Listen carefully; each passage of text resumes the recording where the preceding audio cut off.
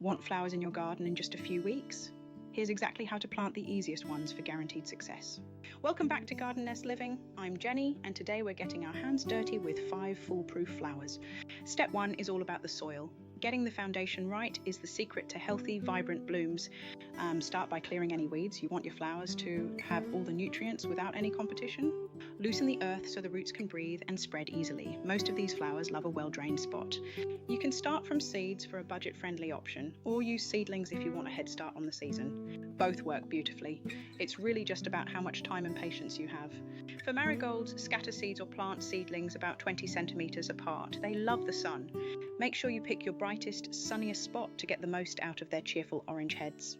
Sweet peas need support to climb. Plant them at the base of a trellis or a simple garden cane.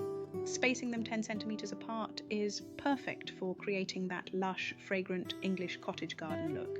Nasturtium seeds are big and easy to handle, which makes them perfect for children and total beginners. Push them about 2 centimetres deep. They don't need fancy soil. In fact, they prefer it a bit poor. The more you neglect them, the more they'll bloom. They're truly the ultimate foolproof choice. Cosmos can get quite bushy, so give them plenty of room to spread their whimsical branches. Aim for about 30 centimetres between plants. They'll fill out your garden borders with beautiful airy flowers.